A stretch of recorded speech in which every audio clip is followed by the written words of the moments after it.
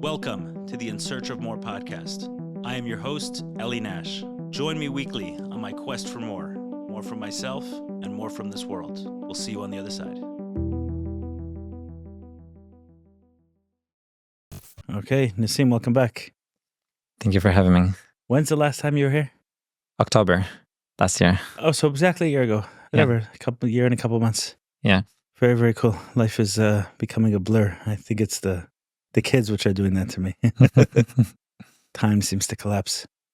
Okay, so last time we had a podcast. Hopefully, those a discussion. Those who are watching this possibly watch that one. If not, they could.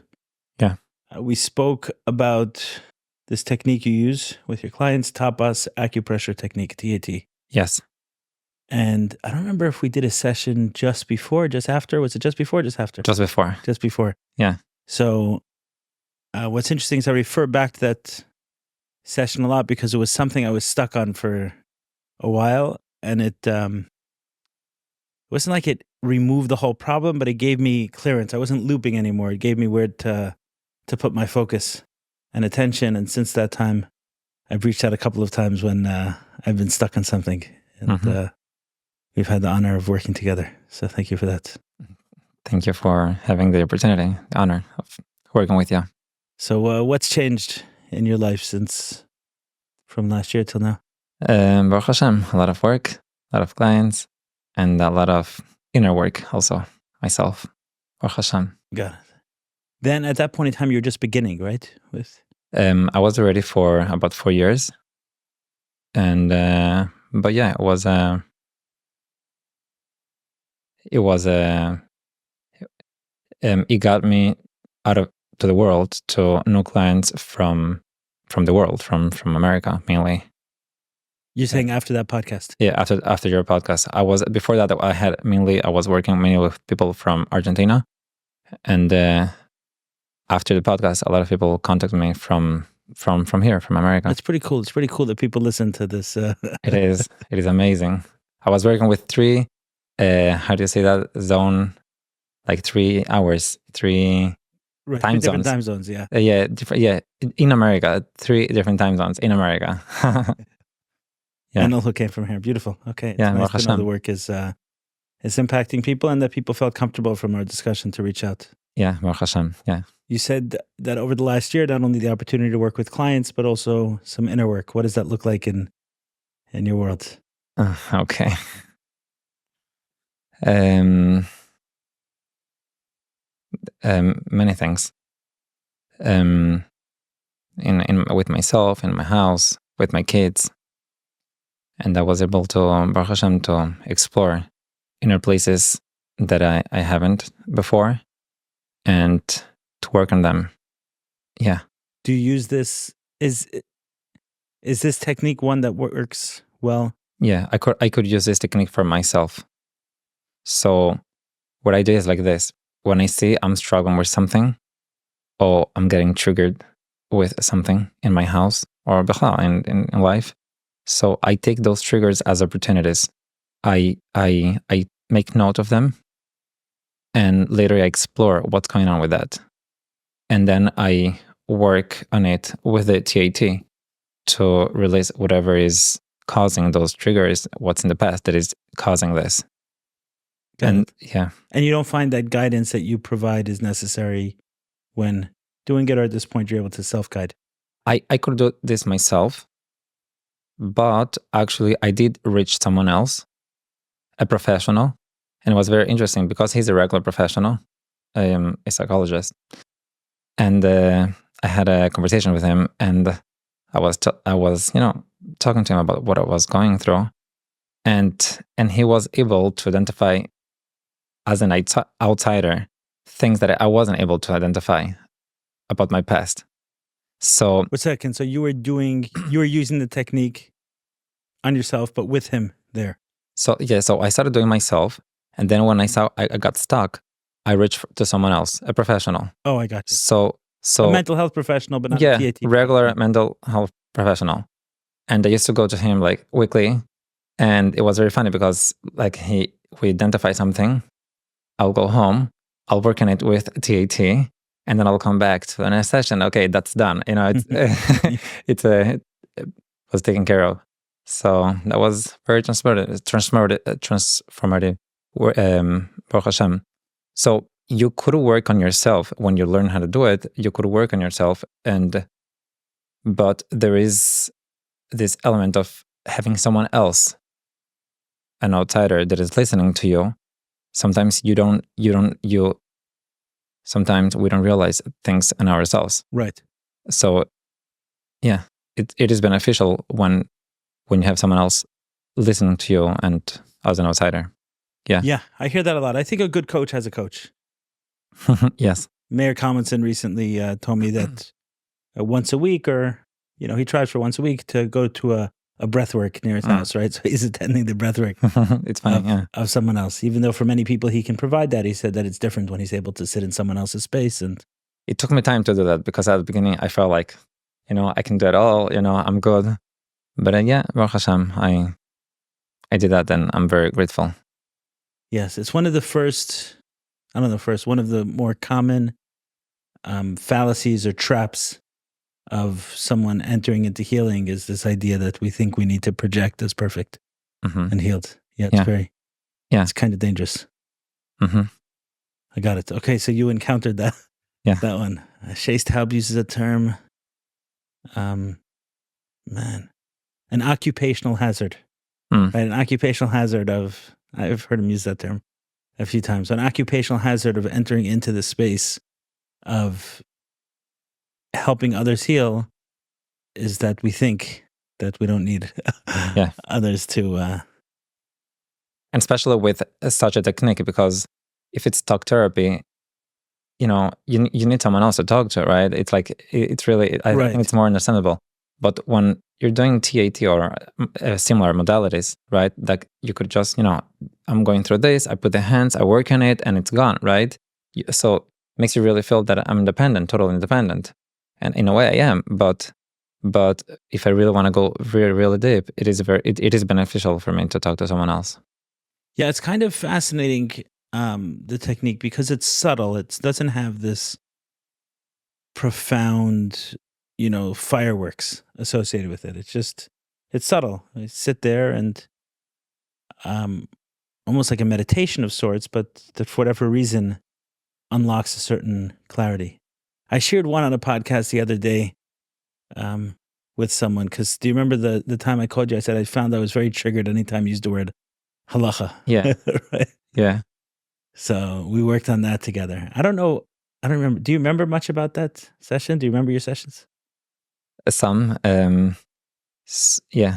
So you want me to say Sure, yeah. what went through that?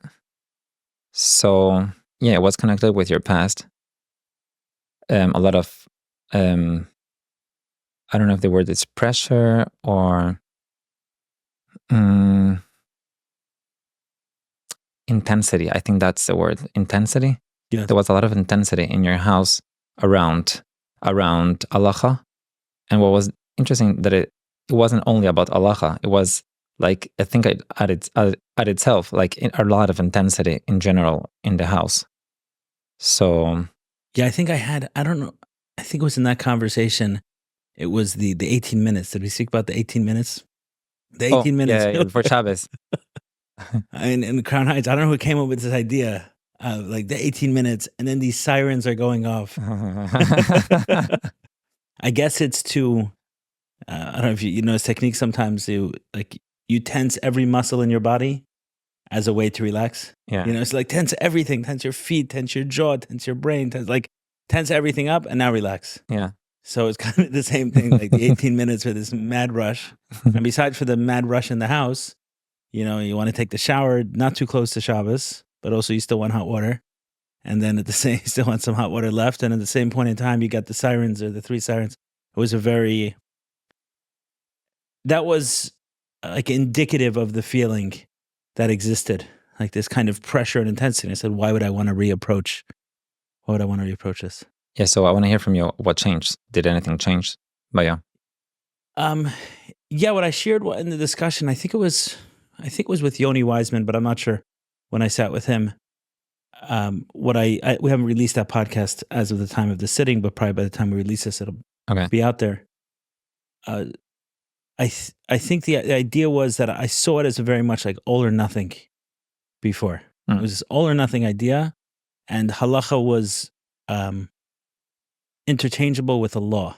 So when you say a law, either you kept the law or you violated the law, right? So if you violated the law, it's like, okay, you broke the law. It's illegal. It's a crime, right? It felt like those kind of words associated with it, and because of it, there was so much intensity and pressure. Like I don't want to go there. And since then, I'm not triggered by it. If I have to go up and look at something, it's okay. It doesn't mean necessarily I'm running to every single one, but I think for me more it's like, okay, there's this ideal, and it's telling us this ideal.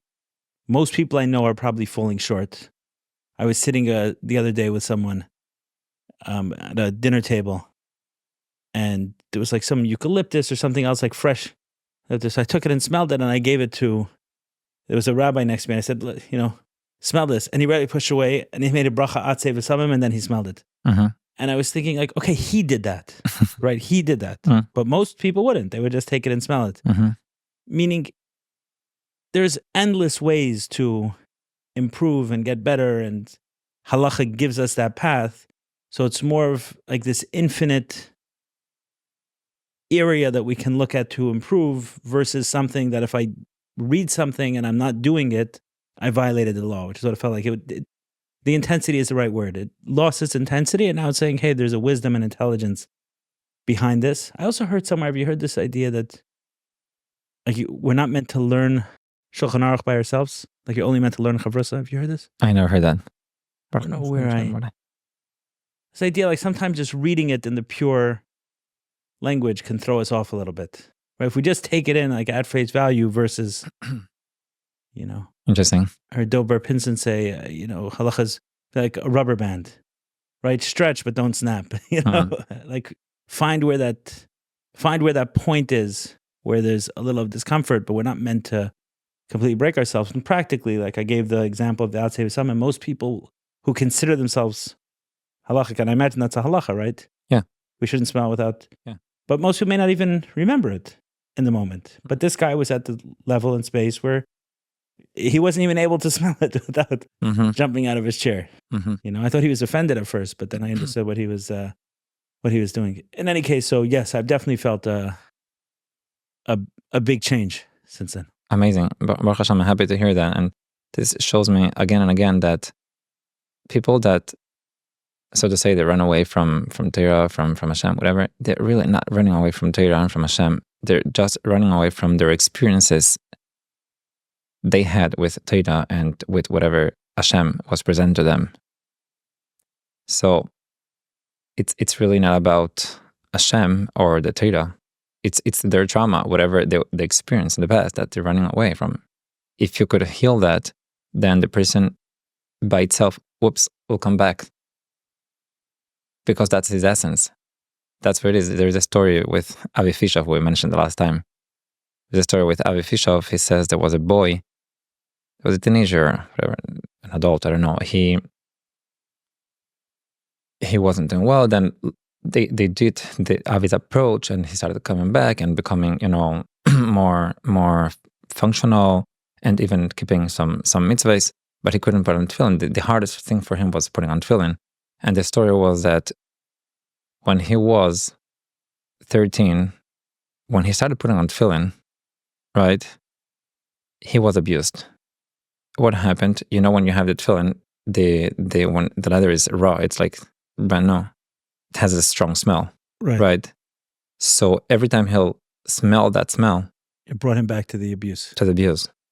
So if you don't know, if you don't know the context, if you don't know what's, you know nothing. So you say, oh, he has something against tefillin, something against Hashem, but it has really absolutely nothing to do with that. It is just that it is reminding him this trauma that he had. Right. Yeah. So when I've reached out to you, it's always been after I've noticed something had an emotional quality to it, a trigger, for lack of a better word, and I hadn't processed it through other means. Meaning, you weren't my first phone call, But I said, hey, like, let me, at one point in time, without going into the details on this one, because it deals with someone else, but I had like a business issue that was bothering me. And every time it would come up, it would create some sort of consternation. And as we processed it, like where I got to, like I was bringing back memories of other business challenges that I had, and I felt like those prepared me to be a better business person. And then the same thing in this case, which was an ongoing issue, was an issue that was like ongoing for several years. And I felt like I couldn't crack it. And I knew also that the fact that it was ongoing meant that I didn't learn something from it. So I'm sure there was more than one lesson. Anytime there's an issue that's ongoing, right? To where we're not just learning one lesson from it, but over here was something that I took from it. It felt free after that, in the sense that I looked at it as a school, right? A schooling, so to speak. It's like, okay, I got an education here. The education costs a certain amount of time and costs a certain amount of money. But at the end of it, I'm a better prepared business person. And after that, how did you feel? I felt relaxed around that piece, and within a couple months, it was resolved. It's behind me at this stage. You know, I don't want to say, I don't want to pretend like it wouldn't have got resolved without it. I'm not there yet, right? I haven't done enough of those things, but practically speaking, every time it came up for me, every time I was dealing with it, there was an emotional tension that was waking up. And after we had the session, it just switched on its head. And I said, okay, I'm going to school here, and it's making me a better businessman. But it wasn't just, we can always try to put a nice spin on something. It takes more than that. Like I actually had to go through it and go into it and then see other examples in my business career where things that at first seemed negative, but afterwards I saw, oh, it prepared me and made me a better business person. Nice. So the reason why I'm bringing these up is because that's kind of the way I've worked with TAT. Yeah. There's something that's kind of stuck. Let me see if I can get some movement and, something to unlock. And as I'm talking to you, I already have one that it's been sitting with me for a few months that will, at some point in time, I'm sure, get the opportunity to work through. But is there a way you see people work with it differently than others? That's kind of my question. So there is people that do the way you're doing, right? Like, oh, there's something, you come, you work on it. It's a way. There is people, they're struggling with something big, right? And it takes more sessions, not just one session. It takes I don't know, 8 sessions or more, whatever. It takes whatever it takes. And then there is people, they really want to clean themselves up. They just want to clean whatever is in my past that could be on the way, that I'm not having the best life possible, whatever a good life that I want to have. So then it's beautiful. We go through the childhood and the life, and we see what's in there, and it's really like cleaning up. It looks like Pesach cleaning. Like you clean this room, you locked it, then now you go to the other one, go to the next, you go to the next, and slowly you clean everything. And yeah, that's got it. Does someone who's reaching out, is there always like there's a certain something that's bothering? I mean, does the session require something that's sitting on someone and bothering them? Or, for example, someone go to a therapy and they say, okay, I'm going to therapy. I'm going every single week. And I just have this touch point once a week as a way to improve my life. And I may not walk into the office with anything specific to work on, but maybe in the course of the first 10, 20 minutes of conversation, something emerges. Is that the same in this work? I have both. Types of clients. And there is people, they like this, coming this once a week. And not always we do TAT. Oh, interesting. Yeah, not always we do TAT. Sometimes he just wants to share. Sometimes he just wants to talk about it, and something that I didn't used to do before, that maybe I'm more open today, is, if I have some insights, some thoughts to share with the person, I'm not giving advice, but another person and a listener, I'm listening. So to share my ideas about that, which is, it's like this. When you learn it, like my experience was, when I learned the technique, I was just very square into TAT. Like, this is what I do. I'm TAT. I'm doing this all the way. So the person will come and I will go straight. Okay, let's work on it. Right. And one of the things that to be a TAT practitioner, or maybe any other type of practitioners, is to be present with a person. You need to learn how to be really present with a person. And what does presence means? It's many things, but one of them is that I'm here for your needs, not for my needs. I'm like a mashpia. I'm here to give not what I want to give. I'm here to give what you need to receive. So if I'm with my mindset that I want to give TAT, I want to give TAT, because the things like this, with TAT, you see results very fast. In one session, sometimes you could see, like you just saw. Yes. Boom, in one session. So you get so excited with it that you just want to do it again and again, because I'm talking to the person, he's saying his problem. And I know that most probably it is possible to solve this whole problem in one session or two. So it is very tempting for me to, stop everything. Okay, let's stop talking and let's work on it. Because Right. I want to help you, right? But maybe that's not what the person wants. But maybe that's not what the person needs in this moment. Sometimes people just need to ventilate, just to talk to another human being, which is also something very important. So that's what I call to be present. Be present with the person, not with my needs, with his needs. What is he needs? So he needs to talk now. Okay, I'm here for you. What did it take for you to arrive at this awareness?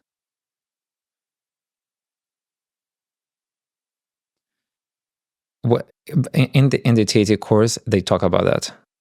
That's not something that I actually invented. They talk about that, and we have seminars here and there, and we refresh the ideas.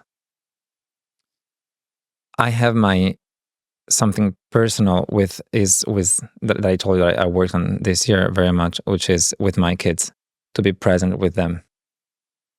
And maybe, I don't know which one brought the other one, Right. but this idea of being present with my kid, it's something huge. It's so big. I'm actually working on a digital course on being present with your kid, being a present father, being a present father. And you're with your kid, present with him. What does present means? Number one, I'm present with myself. If I'm not present myself, how can I be present with him, right? Then there is present with him. And then there is present with his needs. What does he needs? And understanding and putting away all my expectations. I realized I was getting, like, in general, I'm a very patient person. I'm calm. But when my kids used to fight, I used to get really angry. And really, I used to react in a way that I would regret after. Right. So It's very difficult seeing kids fight with each other. it is. You feel the same? Yeah, it's like like all the training in the world doesn't prepare for that. Like if someone else messed with my kid, I feel like I would know what to do. But when two of my kids are messing with each other, it becomes very confusing. Mm-hmm. So maybe they broke something very expensive. I can handle that. Right. But fighting between each other, I can't stand that. Why are you fighting? Why are you fighting, right?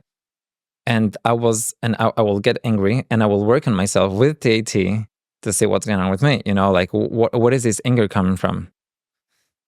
So it is very interesting how the answer came to me. I was by a chinuch shir in Argentina, and the person that was giving the presentation, he brought something from the Rebbe, which is Lakutei Sichos, and the Rebbe says like this. The Rebbe says a troublemaker kid, right? Yeled hashovav, troublemaker kid.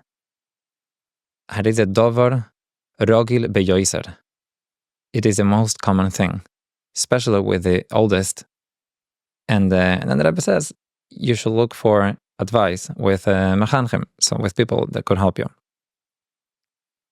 That thing transformed me, because analyzing what was going on with me when they were fighting. Why was I getting angry? It wasn't anger from my past. I already worked on that. At least I think I already worked on that. I couldn't identify any anger. Usually, if I get angry here, if I get angry in my life, it's because I have anger inside of me. So I worked on that, and I couldn't find anything that was really anything heavy on me about the past. What was it? It was a belief. It was a belief. What was the belief? That kids need to behave. Kids must behave. A good kid behaves. It's a belief. So if they don't behave, then they're not a good kid, or you're not a good parent. Either are. One of the two. Exactly. So I will think, there is something. Bottom line, there is something wrong over here. Right. I'm not giving the right chinuch. There is something wrong with them. What's going on over here? And I will get angry. So when I was able to identify that, right away I worked on it with the TAT, because you could use TAT for beliefs also. Beliefs is something like this, that sometimes the beliefs are very much ingrained in us, and you could understand that doesn't make sense, but you still hold on it. Right. Because it's probably in subconscious mind. It's stored over there. So TAT works with the subconscious. So you could really work on a belief in one session. You could work on the belief to change that information in the subconscious. Are you saying you can have a belief that you believe or want to believe, but you don't actually live with? Yeah. Like you could say, am I worth it? So what happened if you, let's go back to present father, right? Yes. So what if you didn't have a present father? And he wasn't there for you. He didn't felt important. And he just ignored you. And so maybe that made you feel not important, not valuable. Oh, when you did mitzvahs, when you kept halacha, then he will be happy with you. And what if not? So what's the message? Right, that someone doesn't have the innate worth, the innate value. Yeah. So that creates this mindset, this belief: I'm not worth it. I don't have this value of a human being. So I'm working with someone who's actually he's a rabbi and all that, and he's a workaholic. Like, he works nonstop. In his mind, he's doing the right thing. He's there for his community and he's doing all the best. But unfortunately, he's ignoring his family. What's up with him? So maybe there is this belief that I'm not valuable enough, so I need to do things in order to be valuable. Right. So the technique helps to go all the way down there. What created that belief, and change that information. It's not true that I'm not valuable. I am valuable, intrinsically valuable, and I don't need to ignore my family to get a proof that I'm valuable. So what I did, so going back to my story, that's what I did. I was this came to me. I was searching for that. That information came to me from the Rebbe. That is the most common thing, that kids misbehave. And I worked on that. And now when I see my kids fighting, I know what's happening right now in front of me. It's totally normal. It's totally normal. Okay, it doesn't mean that I'm not going to do anything about it. Right, but now overreact. Yeah, now I could respond objectively with calmness and in a way that I'm the right way, the best way that I. Right, a way that you're proud of later. Exactly. Oh, so you spoke about working on an online course for a present father. Yes. Okay, so all fathers can use such it's a davar haragel b'yoser that a father is not present. Yeah. Yeah, it's a very common thing that a father is not present. Yeah, that's why I'm doing it. Yeah, it's. Okay, so share some of the, give us a sneak peek, the preview. Okay. There is different types of being present, right? So before you go into that, you have how many kids? 6. Nice. What ages? Baruch Hashem. You don't have the stress lines of 6. So the oldest, she's becoming 13 now, Mirz Hashem, Shabbos, and the youngest, she's 2.5. Gotcha. Okay. Yeah. Okay, so just to make clear, I'm not holding there yet, and I think it's something that we work. If we're teaching something, it's because we feel we need to learn it still. Yeah. That's true. So you could be physically present, right? I will say that's the most basic thing, just to be physically present. like that father that is a workaholic, right? He is not present enough. So work, just be physically present. It's the most basic level of being present with your kid. Right. Now you could be present with your phone. You could be present and your mind, it's totally on a different planet. So I'll call that mentally present. Not only your body is there, but your mind is there. You could actually listen to your kid and have a conversation with him. Then there is emotional presence. You could actually tap into your kids' emotions and have empathy and be with them, not only a cold conversation, but really be with them and experiencing what they're experiencing. And then there is this big thing, which is soul presence, which is it's the presence of the soul. So it's very big, and it's a I'll bring a small story to bring that, to explain that. There's a story that I read, and it really had a strong impact on me. If you remember, a few years ago, like Boimer in Meron, there was a big tragedy. You remember? Yes, I remember. I think the steps that 45. collapsed. Yes. Yeah, 45 people got killed. They died over there. And so the story goes like this: there was a kid, a bocher, who was there, and he was really in the place where this whole thing happened. And there were pictures of him there. And his father was searching for him after the whole thing. His father was searching for him because he was calling his kid and he wasn't answering. And there was no answer. And the father saw that the kid was really in the place where the whole thing happened. So the story was that he collapsed over there, and people throw water on him. He says that this water saved him.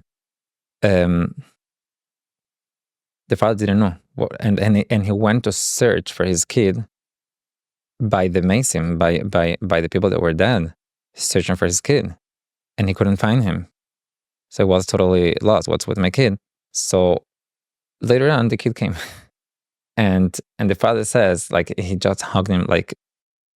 So he wrote on one of the websites, those websites. He wrote. Actually, it was a radio program. Okay, so he said that before that he couldn't hug his kid. He couldn't connect with him, and he realized what was really holding back was his ego. He said all the discussions that he had with his kid. He said, so his advice for other parents is, imagine when you want to have a conversation with your kid and you really want to, there is something happening, whatever, just imagine that you're looking for your kid between those kids that passed away. Just imagine that. So what that gave him was this insight that there is so much more than my expectations and what I want. This is my kid. And he realized that although he thought before that he didn't love his kid, he realized that how much he did love him. So presence of the soul, what I call this presence of the soul, is that you can look at your kid and forget about all the expectations that you have from him. Forget about anything that could be in the way, any dream that you had, anything that you wanted him to become, anything. Just look at him with no expectations and hug him. There's nothing separating between me and you. And one of the things that could get in the way is going back to, you remember I said, be present with yourself. I think always start with myself. So if I have stuff from my past that the traumas that I had, those traumas could get in the way. For sure. Sometimes parents, they can't accept their kids. They can't tolerate, they can't accept them the way they are. True story. It's a true story. Okay. I wasn't referring to me as a child or a parent. I was just saying true story. You're saying about yourself? No, I wasn't talking about myself. I was saying it's common. It's common, seen yeah. it, so yeah. Okay, it happens I could say about myself. It happens to me many times, right? It's very hard for me to accept. So what I do when someone comes to me with that, or when I realize that and that's getting underway, how do you get to accept your kid the way he is? So oftentimes the reason is the father is looking at his kid, something that is reminding him what he himself is, what he himself looks like. So I'm looking at how to say that? I'm looking at A mirror? a mirror of myself in my kid. And since I don't accept myself and I don't like myself, so I see that and that bothers me. So you want to accept your kid, you need to be ready to accept yourself. You're hitting him, but you're actually hitting yourself. Right. So that's what is that? That's being present with myself. Can I be comfortable in my skin with myself? Or sometimes parents, they know they struggle with something. There's something, it's not good about them. So they say, okay, I wasn't able to fix myself, so I want to fix my kid. I want to make sure he doesn't have this thing that I have. It's mostly it's unconscious. It's not conscious. Right. Thoughts. Sometimes we say it specifically, we want to give our kids a better life than we had. Yeah. Right. We want them to, the things we wanted for ourselves that we couldn't get, we want them to get. Yeah. And with that good intention, you might be not present. Right. Like I had a mother, a very devoted mother. So she said to me, she's like overprotective with the kids. So I asked, well, why are you doing this? So she's like, I want to be a very present mother because my mother wasn't. So I stopped. Let's think through what you're saying. You want to be a very present mother, but you're not being present mother because you are actually trying to fix something that happened to you in your past, and you're not being objective with your kid, what is he needs now. So you're not, when we say present, it's present with the kid. What does the kid needs? He doesn't need me. He doesn't need that I should reflect my past on him. Present with him means that I could really look at him and realize what are the needs of this kid. Right. And give him that. So that's again and again. That's why our right. past, It's not present to the child. She's present. She's living 30 years ago, 40 years ago in her traumatic experience. And it's funny because sometimes we use a word and it means the opposite. I want to be present, but this being present, it's actually the opposite. I'm being present not with my kid, with myself. Exactly. But you're going to be present with your kid. What is he needs? Yeah, oftentimes, different experiences, sometimes psychedelic medicines or other times just in life, I feel like I have a period of clarity, right? Almost like if I think something, if I ask a question, I can think a clear answer. You know those times? Yeah. So oftentimes I've asked in those moments, like, what is, like, the people in my life, what do they need from me? And so I'll write it down or remember it later. And just how, like in this way, it's like, what does my wife need from me? What does each one of my children need from me? My business partners. So it's like, what do they need from me? And it just feels like a moment of clarity, like what will come. And it hasn't been the same answer each time, right? Meaning it wasn't what someone needs, like what they actually need from the relationship could be very different than, it wasn't always like present and loved, I'll give like one example with, in my relationship. So once was, my wife has to feel my presence, right? And it was true. Like that was a year later, it was in a medicine experience. Like, what does my wife need from me? And the clarity that came back to me was that she has to feel my range. She has to feel both my strength and my softness, right? That the softness is not coming from weakness and the strength is a possibility. Like in some way to know the full realm of me. Like she needs to feel that. Another time with one of my children, what do they need from me? And the clarity will come back once was protected. They need to feel more protected. Another one may need more challenged, right? Actual words. So it's like not always the same, but there's a certain sense of, hey, this is what this person needs. And in my world, that's completely accurate, meaning I'll act on those, on the information that comes back to me, I'll act on it. I'll make decisions based on it. But I think it's an interesting, what it feels to me in those moments is a true expression of love, where oftentimes in a watered down version of love, like it always looks the same. I'm showing my love always in the same way for this person, but then we're not really in that person's world. Mm-hmm. If we're always showing love with affection. I saw somewhere, sometimes it's nice when you see something simple, that parents hurt children in two ways. Either some form of abandonment, right? Something on the spectrum of abandonment, which could be, like you spoke about, there's the physical abandonment, there's mental abandonment, emotional abandonment, soul abandonment, right? There's a spectrum of abandonment, but just on that spectrum, they hurt their child by abandoning them. And then on the spectrum of suffocation, Mm-hmm. Sometimes it's, they can't, the helicopter parent, they literally can't walk outside without whatever it is that the parent feels they need. And then other times it's on the spectrum. Are you going to be a doctor? Are you going to be a lawyer? Are you going to get married? Right. Which is on the spectrum of suffocation. But I thought that was nice, like a nice framework, because oftentimes the only thing we'll do to correct our past is the opposite. Yeah. So if we felt suffocated, we'll abandon. And if we abandon, I want to give them freedom. Or if all we're doing is responding, you're saying we're not present to the actual reality of that person and what they need. Yeah, and that's the manifestation of the trauma, that sometimes people say, no, I'm not going to be like my parents. So they feel like I'm not being influenced by my trauma anymore. I'm past that because I'm doing the opposite. But like you're saying, by doing the opposite, you're not in the right place. You got to be in the middle, in the place where what's right, what's needing. Right, what's right for that person, not for my own. Yeah, you're going to the opposite. Then okay, weiter. You're giving a different type of trauma. Okay, so practically over the last year, you've worked hard on being present with your own children. And what are some changes that you've? I liked what you said about that you're not sure what came first, like the ability to be more present with your clients and more present with your children. I found that a lot over the last year. I've been working with Adam on these retreats. Yeah. And one of the things I like about it more than anything else is that it forces me into a level of engagement and presence that other things in my life don't. Mm-hmm.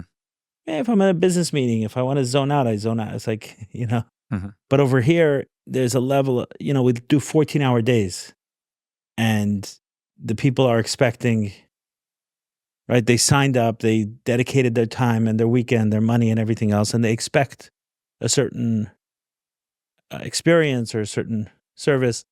And anything that I step out in that role affects someone, right? It's very clear in that role when you're standing in that role as facilitator that everything has a microscope on it.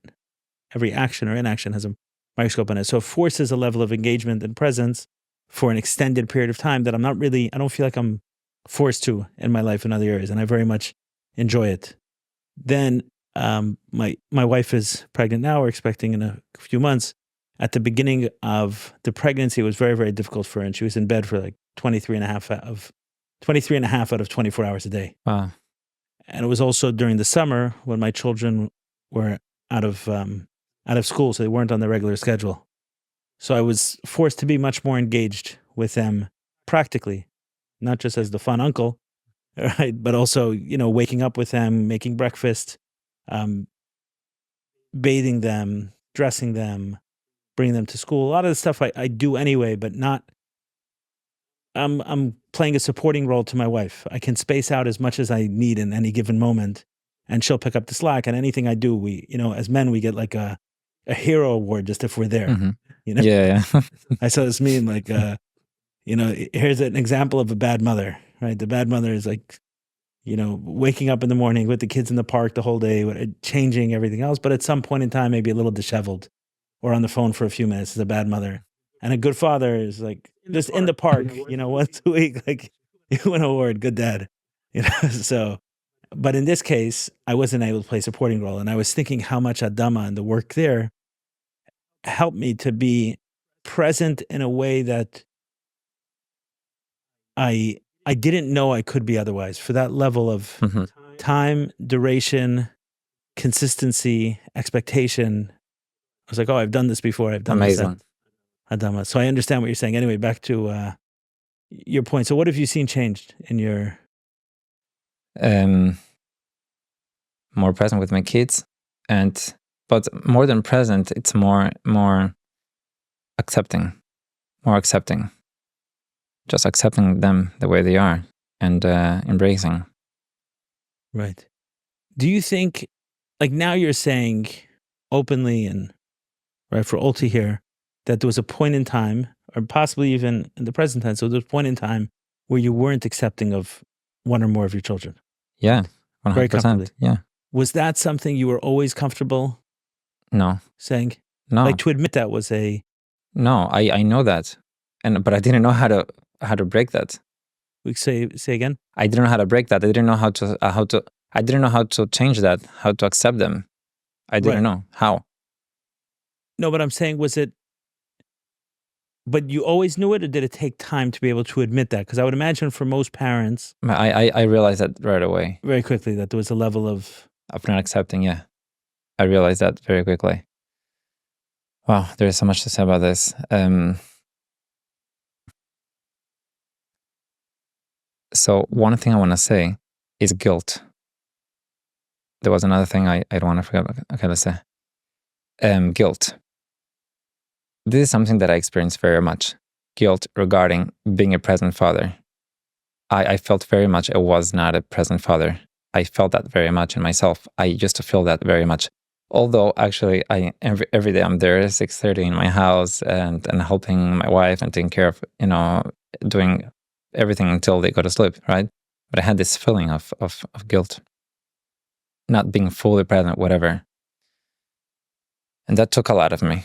And I came to this insight that what is this guilt about, right? Or maybe now I'm more present, but I feel guilty about the past, that I wasn't present enough. So I came to the conclusion that feeling guilty, it's actually I'm not recognizing Hashem. Let me explain. If I believe that everything is b'shachar pratis, everything that happens is b'shachar pratis, right? So this is also b'shachar pratis. Now, when I feel guilty, what's the message? I feel guilty because I know that I'm doing something that is damaging somehow my kids. And it is actually impossible. I think that we're not doing anything, because we're not perfect. It's part of being a human being that all our kids are going to grow up with some stuff that whatever, it is what it is. If I feel guilty about that, I'm not recognizing this is part of the plan of Hashem. So let's bring an extreme example, right? Someone who was abused. So you know that being abused, it's part of his journey in life. Hashem put that in the way. He had, for whatever reason, he had to go through that. It's part of the plan. So what happened when it's me? I didn't do something or did something right, and I know this might be not good for my kids. So that's also part of the plan. So when I used to feel guilty, and now this insight helped me very much to say, 1 second, I'm trying my best. I'm not perfect. I had made mistakes a lot. Okay. But the reason my kid is going through that experience, it's not because of me. They had to go through that experience. Hashem decided they had to go through that experience. So I'm not taking a responsibility of myself, because now that I realize I want to change as soon as possible, right? But I could understand that whatever happened in the past, it was a plan of Hashem. Right, and you're saying b'diavad, not l'chatchila. Of course. Right. L'chatchila, that will be, right? So... But just explain, for those... Go ahead, yeah. We're saying after the fact, we can say that. We don't go into a situation and hurt someone and say it was meant to be. Or we don't even have something negative that we're unwilling to repair because it was meant to be. Yeah. I was speaking to someone today. He's called me. He said, I was listening to your podcast and you said that I was talking about porn addiction recovery. And I guess I mentioned the difference between a slip and a relapse. And a slip is sometimes we slip and we get right back up, right? It's like a stumble. And other times we relapse, we completely fall off the the wagon. So I recognize sometimes it's not like I fell and I can get back up. It doesn't have to be it doesn't have to turn into something more than it is. We're sometimes in recovery because it's common to count days. So someone says, I'm 3 months sober, I'm 6 months sober. So imagine someone has 3 years sober. Yeah. And then they slip. Mm-hmm. They'll say, okay, let me get my money's worth if I go back. If the only thing they're focused on is the fact that they have 3 years, they say, I lost it anyway. And it's fairly common. It's an occupational hazard of recovery is that people end up stumbling in that way. And at some point I said, hey, just because I slipped doesn't mean I need a relapse. Mm-hmm. So he told me what you said helped me very much. I realized there's a difference between a slip and a relapse. And the way he explained it was that so sometimes he would go into it saying it's just a slip. It already happened. Said, no, he's not saying it already happened. Mm. He's saying, okay, I'll just go and slip. Mm. I said, but that's not what I said. I said, yeah, don't turn what I'm saying. I'm saying, b'diavad, if it happened, then say it's a slip, not a relapse. But don't go into it and say it's just a slip. That doesn't help. I said that would be the equivalent of going into your kitchen, taking a little bit of milk, pouring it into a pot of meat and saying it's less than 160, and you keep pouring a drop at a time before you, you have more milk than meat in there. I said, that's not what it means. It's, if it happened already, right? Yeah. Then you deal with it. Okay. Yeah. Okay. Yeah. It's important to clarify. Even more when you are in this world of helping people, and like every time people come to me, I'm searching what happened in the past that made this person be in the place where they are, and then we can manage to identify what happened in their childhood, and when the person heals that thing in childhood, then the condition goes away. So you see the cause and effect all the time. So I'm very aware all the time in my house. Like it's something that I see this daily, and I really want to make sure I'm doing the right thing. But this makes me feel very pressured, So I can't live life that way. I need to do my best, right? And I need to accept I'm a human being, and there are things I'll be able to do better, and the things not. And it's part of Hashem's plan. And I am working. I am working on myself. Right. It's not that I'm saying, oh, I don't care. I am working. And this thing of this guilt, it's another thing that takes away your presence. Right. It's a very negative emotion. So you think, wow, it's holy. Yeah, it's holy. I feel guilty. Wow, yeah. But it's another thing that takes away your presence here with your kid. You're not thinking about them. You're thinking about yourself. And then you have like these parents. They go every time, every night before they go to sleep. Oh, by the way, I'm sorry for this. I'm sorry for that. Right? They're always saying, I'm sorry to their kids. Why are they saying I'm sorry to their kids? I'm sorry I came to you. Ask him. I'm sorry for this and for that. Why are they saying I'm sorry? Let's think about. So it looks like something very nice. Wow, I'm saying I'm sorry to my kid. But why am I saying this? Am I saying this for myself or for the kid? Meaning, the kid needs to hear this. It's gonna be beneficial for him. Or am I saying this because I feel guilty, and when I'm gonna say I'm sorry, now I'm gonna feel better. Right. And if I'm doing for the second one just to feel better, I'm not being present. I'm doing this for myself. And guess what? It might be really not good for your kid that you go again and again and saying I'm sorry to him, because what is this mother that is saying I'm sorry, so I'm not secure? They don't know what they're doing. Kids needs to feel safe. I'm not saying kids, they shouldn't say I'm sorry. It is something important sometimes we should do, right? And there's also many ways of saying I'm sorry. Sometimes you could, instead of going and say, oh, by the way, I'm sorry, please, can you forgive me? It's one way. You could also say, oh, by the way, I spoke to you in the morning today. I was stressed out. I didn't mean to, whatever, There's many ways of saying. Right. But again, you're going back to what they need, not what we need. Yeah. So you're present with your kid's needs. What is he needs? Got it. So for you, in terms of your journey, where to from here? Do you see yourself as continuing to work with this TAT for the foreseeable future? Is that? Yeah. I wanna continue whatever people come to me, and I wanna focus very much on this, on present father, which is something that I feel very passionate about that. And yeah, Mirza Hashem. I have other dreams also, Mirza Hashem, dream by dream. What maybe we spoke about it last time, but it'll help to kind of, each conversation lives alone, and maybe there's someone listening to it who didn't listen to the last one. What got you? What inspired you into healing? What pushed you into that path? So the first thing is that I did this for myself, meaning I was a client once, and I was helped with TAT, and I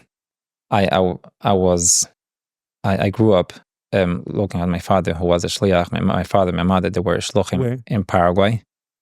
They were shluchim, and they were. And today you live where? In Argentina. Argentina. Yeah. Oh, you have that cool president. What? You have that president. Oh yeah, Javier Milei. Yes, he's a character. Yeah. Okay, good. Yeah, fine. I say now it's on the map. Yeah, I know. He's a big chassid. I know. No, but he's an entertaining guy. He's a real real character. But I heard he's helping to reduce inflation. So yeah, which is a good thing. Okay, so I got this chinuch of helping, and I have this passion of helping people, and as I told you last time, I went to Avi Fishoff, and with Avi Fishoff, I learned how traumas, they could actually be so damaging for people, and then I reminded that I did this TAT for myself in the past, and actually, what brought you to Avi Fishoff? I was a regular teacher in Argentina, and I saw a video of a girl, Shana, that she told her story. She wanted to finish her life because of whatever she went through. She wanted to end her life. Yeah, her life, yeah. And her parents went to Avi Fishoff. And then... And at the time you were a student. You were a teacher, I'm sorry. I was a teacher, yeah. You're still a teacher? Yeah, I do teachings in the morning. I'm like a menahel of a certain thing in Cheder, Kriya. I got it. Part-time, yeah, in the mornings. So Avi Fishoff saved this girl's life through the parents, and I was very fascinated by that. And I started like receiving Avi's videos, and I decided I don't know. I just know I need to go and learn this. I just know I have to go there and learn this. And I went to Avi Fishoff, and that was very transformative. And he was open to it. You said, "Hey, I want to come sit in on your session." Yeah, I sat there with regular parents, right. Parents who had kids going through. Yeah, I sat once for a few hours in one of his workshops, like an evening workshop. Yeah, he invited me to. You sat for the whole 2 days. Yeah, this crash course. Yes. And in the pandemic, I had the opportunity of learning TAT. Beautiful. Actually, Avi Fishoff is the one that made the shidduch with someone who this person connected me with Tzvi Kohler, which is the teacher who taught me TAT in Eretz Yisrael. So it was pandemic. We were locked up for about 5 months, and Baruch Hashem, it's fairly uncommon TAT, right? You don't hear many. No. Is it complicated to learn? No. It is very simple, very deep, but it is simple. It takes time. It takes time to really understand. But the thing is, you learned already a little bit, and you could already start helping people. Are you able to use it in your school settings? No, I don't do it. You don't at all? No. Why? No, therapy is therapy, and I love to, right? But schools they have their. Got it. You don't bring that there. I actually went here, and the last trip I went to a school here, Yotzer Or. Yeah, I know. Yeah. So what's her name? Nitza. Yeah, she was on the podcast. Yeah, I know. Yeah. Yeah. So she invited me to go there and to do TAT for the high school. So you'll do it sometimes in groups. So tonight you're doing it at the House of More. Yeah. Okay, I hope you get a nice turnout. Amen. I hope so. Okay, so you'll do it sometimes in groups, and you did it at Yotzer Or. Yeah, so we did we went class by class, and we did groups. So it's a session. It was very nice. Nice. Yeah. There is a teacher. She was sitting in she was sitting in the classroom, and I was talking to the girls, but she was doing the things that I was saying. She didn't say anything. She didn't give me any feedback. So when I came back to Argentina, she sent me a message, and she said she had her heart used to hurt for 30 years, and that pain went away. Good. I don't know what happened there. Maybe I came all the way here just for that. Yeah, there are a lot of things that are psychosomatic, the physical symptoms that are emotional or spiritual things that show up as physical symptoms. a few times I had the opportunity. There are interesting opportunities. I wasn't feeling well, and I had the opportunity to do a medicine like ayahuasca. I think it was ayahuasca specifically 3 times. I think I did ayahuasca sick. One was for the same thing. Another time I was like sick for weeks and weeks and weeks, and I was left with this cough that wouldn't let go.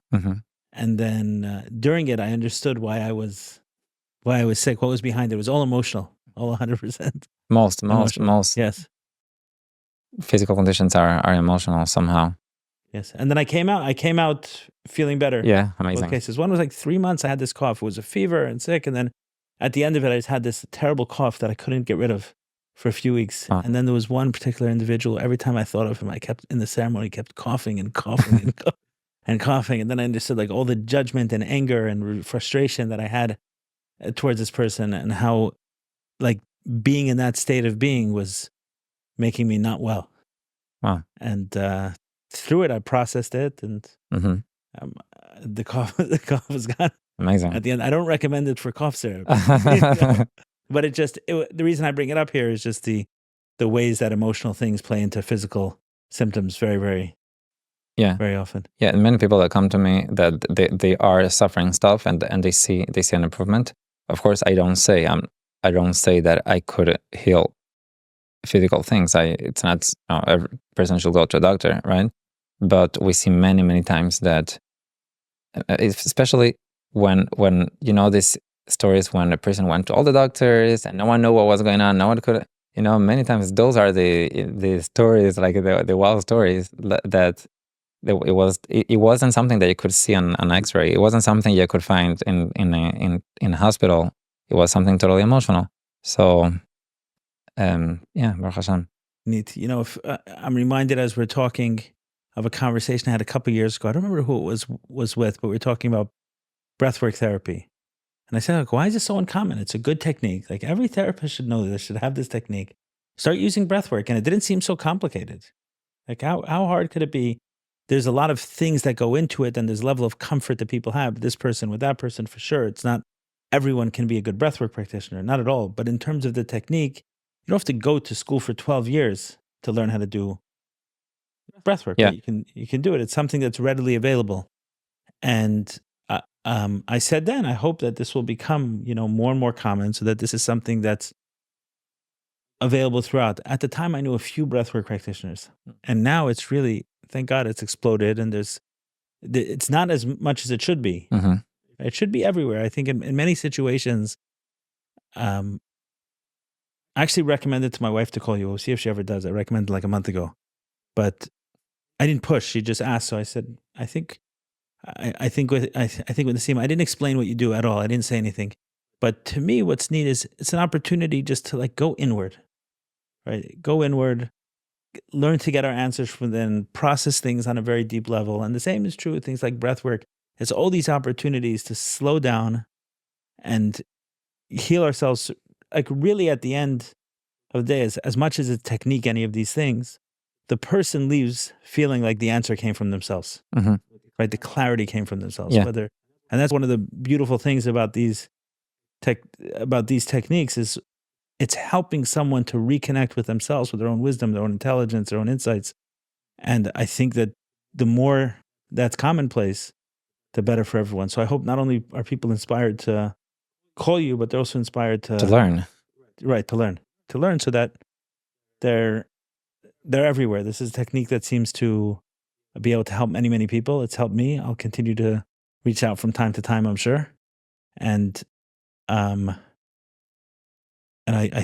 hope that many others will get inspired to do the same. How does one go about learning this? Can they learn from you? Or do you do that? Or I hope next time I'll come here, I'll be able to say that I could teach this. I mean, technically I could teach, but I don't have the whatever. I need to have the permission for that. Right. So the person could actually get the certificate and all that.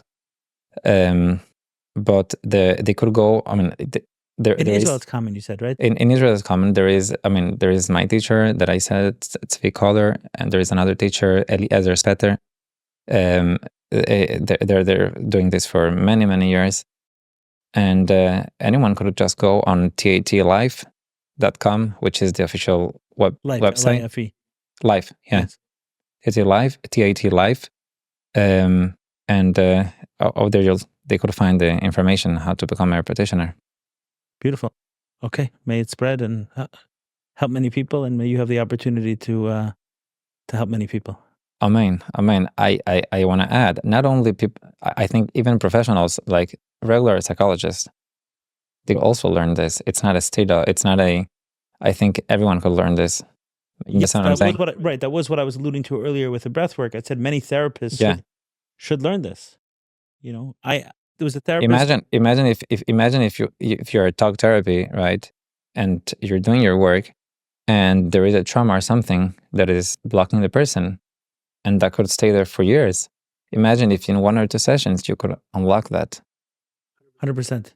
Yeah, I was working with a therapist years ago, the first therapist I worked with, who was trained in EMDR, and it wasn't in every single session, but here and there we would do sessions in EMDR, and I found it extremely helpful to be able to process things. It was something different about those sessions for sure. So it wasn't there every time, but it was something that they leveraged. I had another therapist that I worked with more recently, and she had a slew of techniques that she used. Like every single session started with speaking for however long it was, and then based on that, she had techniques. Do I want to use breath work? Do I want to use some sort of meditation? She called herself a hypnotherapist. So there were a lot of different techniques that had available to her as a way to get the desired result. I think the same with breath work. I had a coach. I was first introduced to breath work about 7 or 8 years ago with a coach. He didn't do it often with me, like the tropic breath work, which is the 45 minutes or an hour of deep breathing to reach altered states of consciousness. But he had many different breathing patterns that he taught me that I was able to use in my life on a daily basis. And also every session started with at least 5 to 15 minutes of breathing, depending on where I was. Like, before we're going to start talking, let's at least get into And the conversation was a totally different conversation. Completely different. I always commented that after my sessions, I always felt different with him than I walked in. But a lot of those are opportunities just to slow down, still the mind, connect inward. And then we have someone who's guiding. I think it's also very important because especially amongst Jews who are skeptical about being influenced by outside ideas. And I feel like in a lot of ways, like what happened recently with Gabor Mate, who was very accepted within Orthodox circles, and then seeing how he had some radical ideas on another side. So you say, okay, like how many? So one is left wondering, and many people ask this question of, okay, I took these ideas from him, but I see that he has such ideas that are bad. Well, we have to call some of them objectively bad, but besides for that, definitely antithetical to the way I want to live my life. So here I am sitting there, I'm reading his books, I'm taking his insights, I'm trusting him, I'm opening myself up to him. And how do I know what I'm getting? Mixing, I could be getting a lot of garbage. How do we know? So one of the nice things about these ideas, breath work, I even include a lot of medicines in their TAT, is that for the most part, it's not the facilitator is not giving you the answers. You said almost like, maybe a little bit, I'll give advice very reluctantly, where therapists are feeding advice constantly. Get back with your boyfriend. Don't get back. Yeah. You know, tell your kid this, tell your kid that. How do we know? Give the opportunity for someone to go in. They understand their life. And if we can teach that way, if we can teach more of those things, I think not only are they more helpful, but certainly within the Jewish community where there's often a lot of skepticism around outside ideas, these are ways to virtually eliminate the risk of that because someone is getting their answers from within. So it's very interesting what you're saying.